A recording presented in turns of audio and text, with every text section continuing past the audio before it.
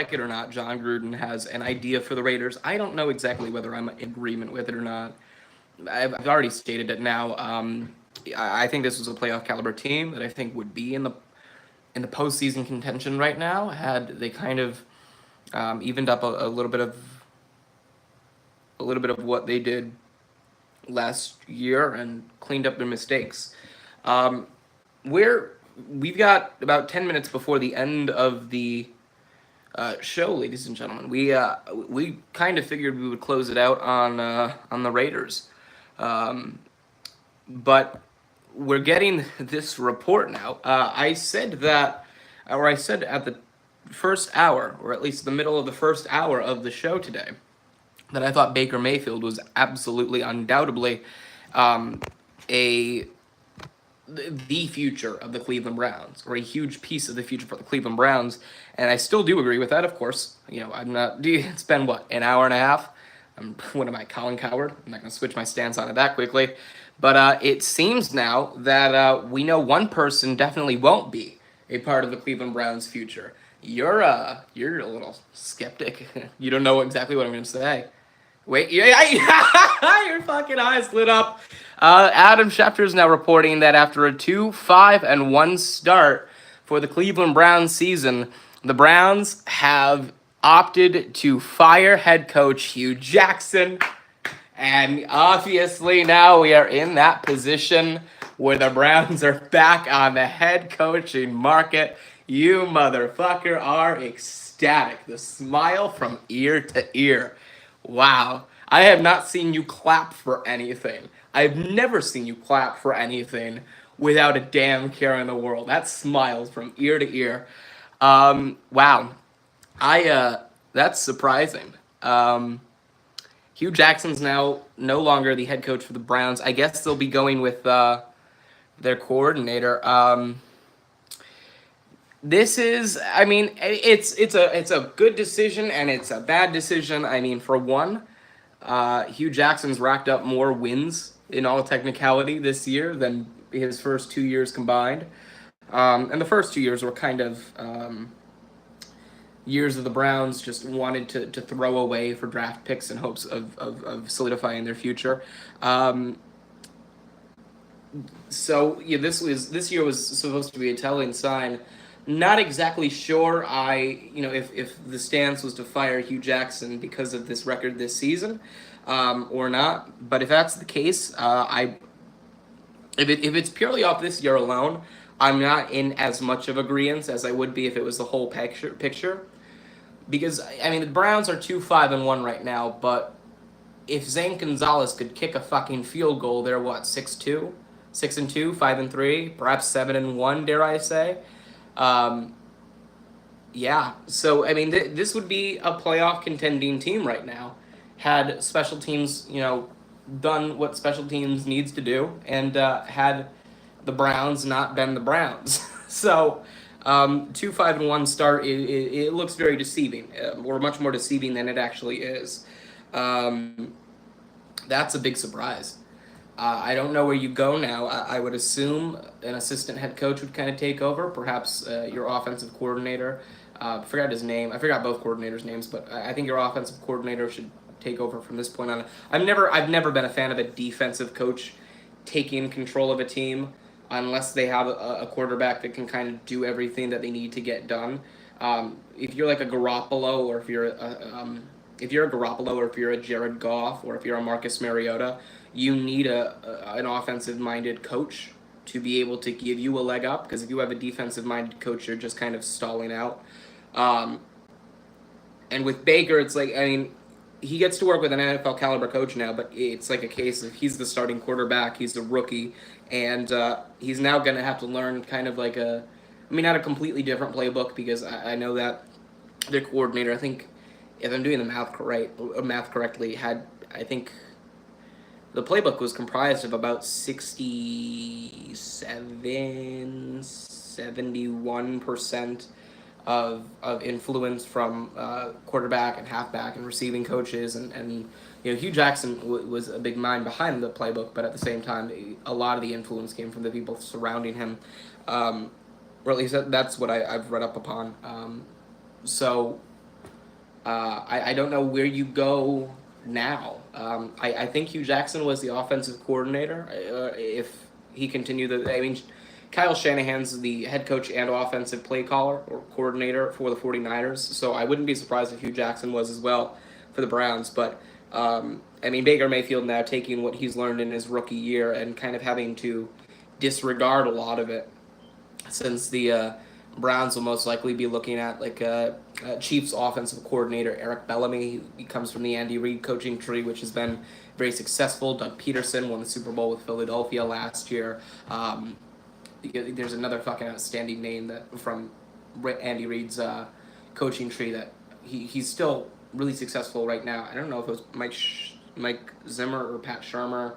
It may have been one of them. It may not have been, but he's been really successful in the NFL over his career as well. So, you know, Andy Reid's got a history of doing things right, and it looks like Eric Bellamy will most likely be the Browns' biggest option or biggest hopeful, much like a lot of teams that will be looking for a head coach after this year will be. So yeah, that's the downside of it. Baker's gonna have to kind of learn a bit new and disregard a lot of what he's learned now. But at the same time, it's I don't really know what to make of those cons when you consider the pros, which are the fact that I don't think Hugh Jackson was necessarily the best leader for the Browns. I mean, Schefter's now saying that Jimmy Haslam, the owner of the Browns, wanted to keep Hugh Jackson. We all knew he was very high on Hugh Jackson. He considered him the possible Steve Kerr of the Cleveland Browns organization. My bad. But it was their manager. Forgot whatever the fuck his name was. I don't think it's mentioned here, but their general manager wanted to move on. Ultimately, they moved on, and now we're in a Baker Mayfield and TBA. I guess era of the Cleveland Browns. So, I mean, the pros are the fact that Baker Mayfield will have an actual leader and offensive mindset that can play all four quarters and keep everybody in line, or at least has the possibility of that. But, you know, those pros kind of outweigh all the cons, which are, you know, he'll have to learn a new playbook.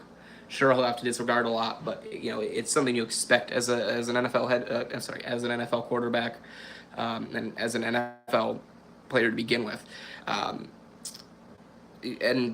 I can't really think of many other big time cons other than the fact that Baker Mayfield's in his rookie year, so I think a lot of what he learned is going to kind of move into his remaining years and his future years, which is not necessarily the greatest thing. But it's like I'm sort of on the fence, so I'm kind of leaning way more towards this being a great thing, because there's some things that'll keep Baker back, but ultimately he's an NFL quarterback for a reason. I said earlier within the hour or the top hour of the show that I think he's got a great head on his shoulders. I think he's got a great mindset. He's not a Jameis Winston where he doesn't have this right thought process of you're in trouble, so you know throw across the body back to the middle of the field and throw into a pick six, you know, rather than throwing it out of bounds. I think he's got a good mindset to him, and I think he's going to be a success in the league. And now that he has the opportunity to have a head coach that can really kind of give him the right rub in the right direction and a promising future, I think he'll absolutely be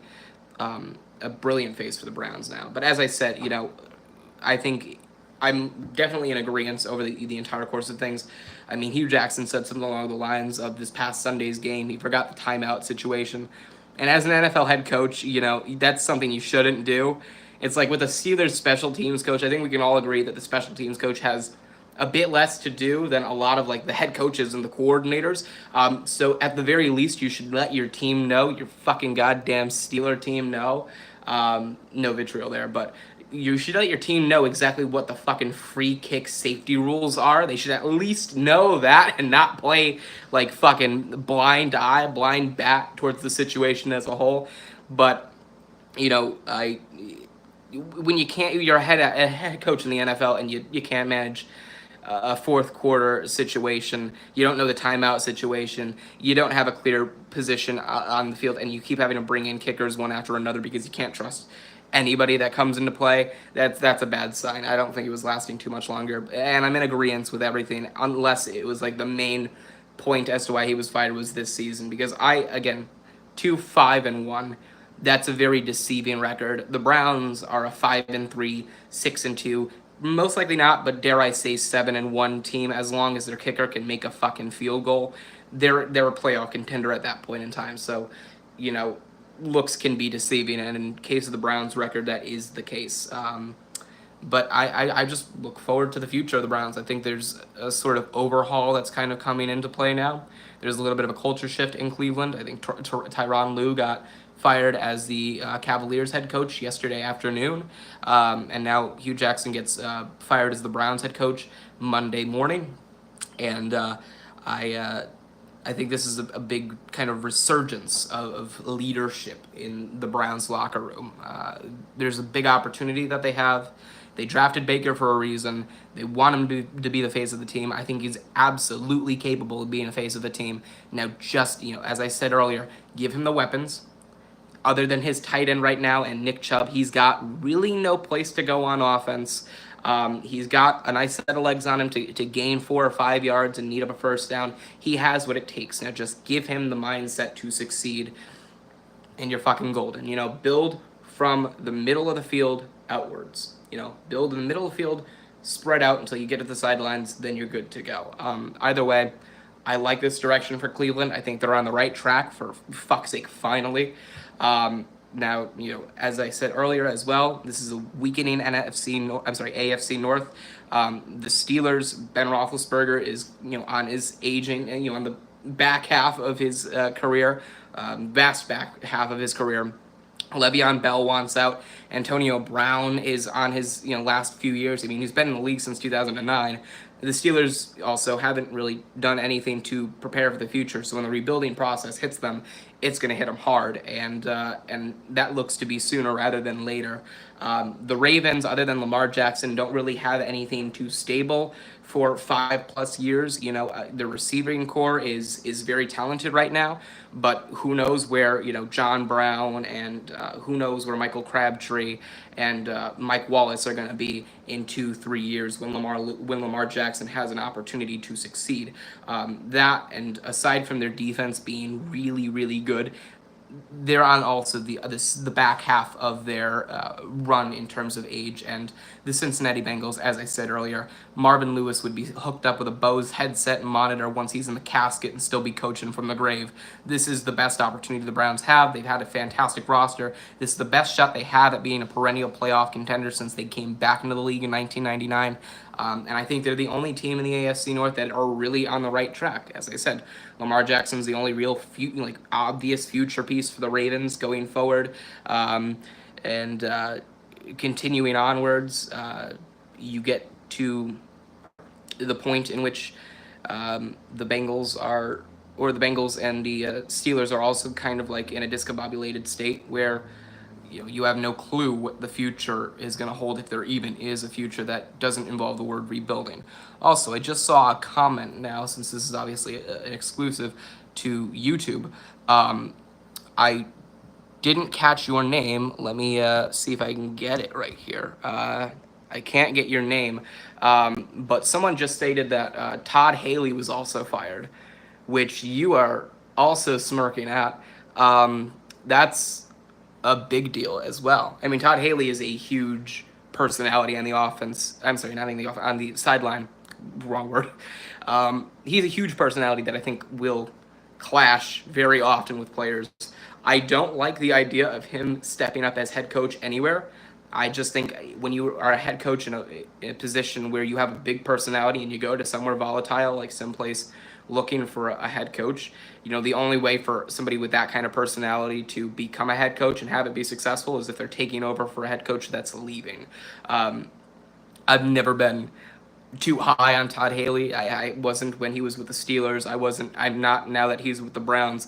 And if they did just fire him, like this guy said, I'm sorry for not catching your name. I appreciate your comment nonetheless. if they did just fire him, that is also, I mean, that's bigger than what we originally thought. Hugh Jackson now obviously out. This is a big culture shift, and I think a lot of people were kind of on the fence of like, oh, well, is this really a culture shift, or are they just trying to shift gears? Like, no, if Todd Haley's now out, this is absolutely a culture shift. That's a big move. That's also not a move you make if you're trying to just shift things around. I mean, I get he's a volatile personality on the sidelines, but I mean, he's a guy that can set his guys straight. You know, he can put them on the straight and narrow, and if he's out of there, then there's no debating it anymore, or at least the past hour that it's been debated, there is no way to debate it now. This is absolutely a culture shift. I'm I'm interested in seeing what happens now. I mean, I think it's next week or this Monday, this upcoming Monday. We're on Monday right now, but Monday November 5th, Monday November 5th, I guess would be when the deadline happens. So I don't know exactly what you do there. Um, I believe it's LOTV, who commented the Todd Haley thing. Also, the statement of they're wasting Baker Mayfield. I can't really say wasting yet, and I wouldn't necessarily say wasting yet, just based off of who I am, because it's still his rookie year.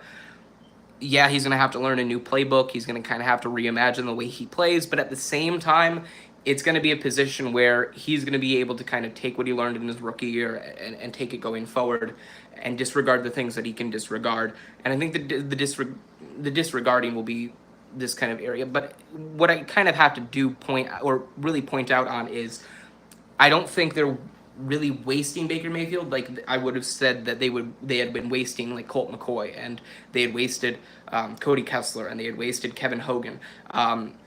All guys that I think are very capable. You know, I've always been high on Kevin Hogan. I think he'd be a great quarterback in lieu of like a Matthew Stafford injury, or in lieu of a Joe Flacco injury to take over for like the Ravens or to take over for the Lions in those kind of situations. I've always been very high and heavy on that belief.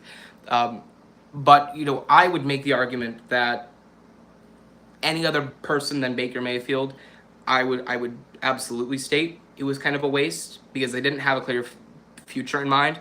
But they just have Baker Mayfield now, and let me just plant the seeds in your head a little bit. They did draft Nick Chubb to give him a running game because they knew Baker was going to start eventually.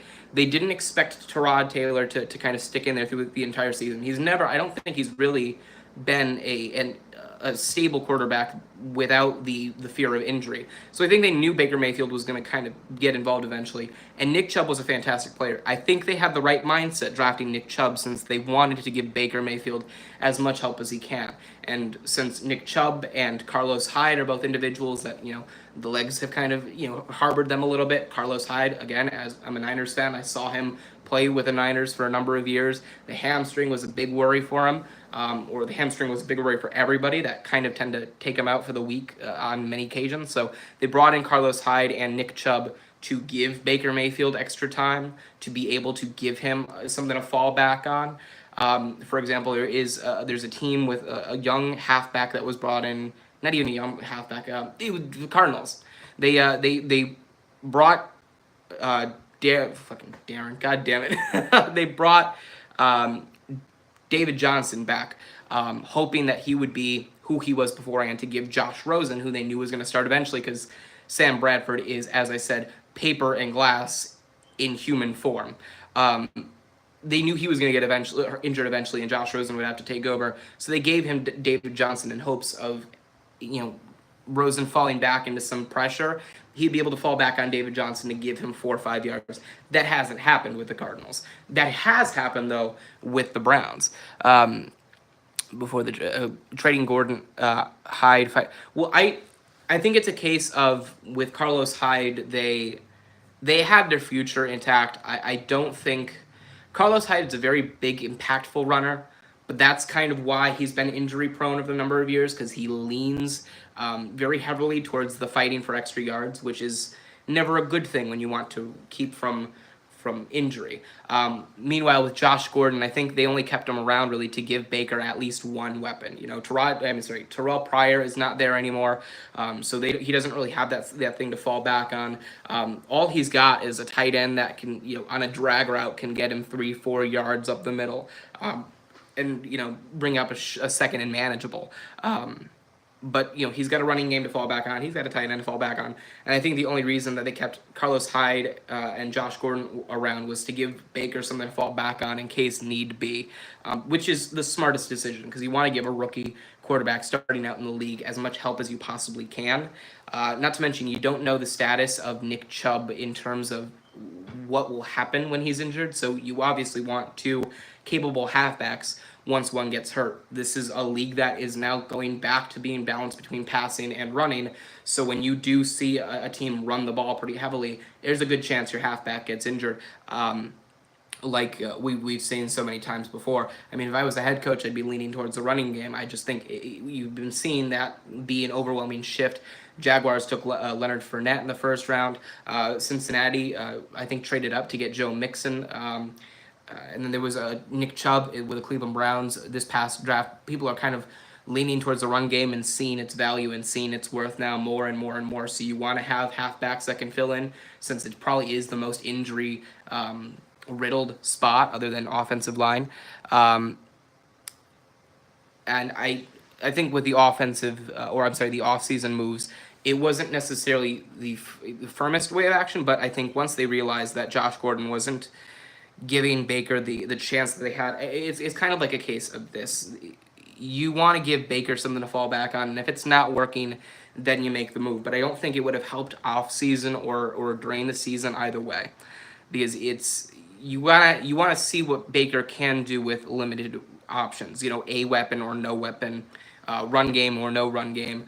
I think they lean towards the run game. So when it came down to it, it wouldn't have helped either way. I just think that the benefit for Baker was the fact that they didn't utilize those moves in the offseason. They waited during the season to see what he does with those weapons, what he does with the options, where his mindset is, what he does, what he leans on if he's in a position where he's got 4 plays and he's taken down by in a set in the backfield. 2 out of those 4 plays, does he then lean towards the run game? Does he continue through the air? Does he try to take the ball himself and run it and try to make something of it? That's the case there. So, I think he didn't need Josh Gordon. I think he was working well without Josh Gordon. Not to mention Josh Gordon was always kind of a hassle with the Browns. There was as I said, Hugh Jackson wasn't really a leader. Bill Belichick is a leader, which is why you are seeing Josh Gordon fall back into the mindset of, okay, this is a franchise, this is an established franchise, this is a pro football franchise, I can't just do whatever the hell I want. And Bill Belichick has that factor, like him or hate him, you can't deny he is a fantastic leader. That is something that Hugh Jackson isn't, and I don't think Hugh Jackson ever was. He was more of a pushover than he was anything stable for leadership. So, Josh Gordon being a hassle and also Baker Mayfield not really needing to rely on him gave there to be little reason to keep him around. And also then Nick Chubb just exploding and continuing with this onslaught that you hadn't really seen, and also the injury worries with Carlos Hyde being a power runner, eventually leaving that opportunity for an injury like that open. I think the smart decision was to trade Josh Gordon, and I think the more I don't want to say brilliant decision, but I think the more logical decision was to trade Carlos Hyde for more than what he was worth. He's a power runner. As long as he can stay healthy, he's a fantastic guy to lean on. But there's always going to be that injury worry until he goes a season or 2 without having to step away for a couple of weeks with a hammy. So that's the position they're in. And I think they made the right choices, trying to see where Baker was at, try to assess the situation. And I guarantee you, whoever takes over for Hugh Jackson at head coach for the Browns after that fact will absolutely keep that assessment in mind going forward. So I think that the Browns will be targeting Chiefs offensive coordinator Eric Bellamy in the offseason as head coach. That would be the smartest decision, and it would probably be the best choice for Bellamy looking at any other team that has options or openings for head coaching. And then obviously to get Baker some weapons to utilize, because he's good without weapons, but just imagine how great he can be when he can rely on a deep threat, when he can rely on a slot receiver to take it to the middle of the field on a slant route for a gain of 6, 7, 8 yards and a first down. That takes a lot of pressure off him. He's also got Nick Chubb, tight end. I think it's Gary Coolidge, Gary something, Gary Barnage maybe, whatever the fuck his name was. He can hit a drag route, a seam route, anything he fucking chooses. Baker can hit him, and he can take the ball for a play. He can make something of that play, a play that wouldn't have been there. He's really one of the only bright spots that Baker has to look at down the field. But aside from that, I think it's definitely a culture shift that will be altering the face of the Browns and altering their future, and I'm looking forward to it because I think it's something that's been much needed, and I think now they have the right pieces in mind to actually make it work. And if it doesn't work, that's on them. Because as I said, the AFC North is devolving. This is the best opportunity the Browns have have had at being a perennial playoff contender since coming back in 1999. The Steelers are weakening. The Ravens are weakening. The Bengals will never escape the hellhole that is Marvin Lewis. And the Browns have a lot of talent, and they're really young, and they're really stagnant, and they're potent, and they can put up points, and they can keep points down. And as long as they can play all 4 quarters and kick fucking field goals, they'll be in the right frame of mind. So I'm looking forward to that. But with that, this has been the Hardy Complex. Thank you for watching. We'll be back Monday, November 5th, 2018 for the Hardy Complex number 12, only on Podcast 1, and then the clips obviously will be put up on YouTube. So thank you for the YouTube exclusive, and thank you for tuning in. I hope you enjoyed. Hope you enjoy the rest of your day. Hope you enjoy the rest of your week. I will see you next Monday at 9 a.m. Eastern Time on the dot, and whoever's watching on YouTube can catch the clips when they get uploaded. So yeah, thanks for watching. Signing off.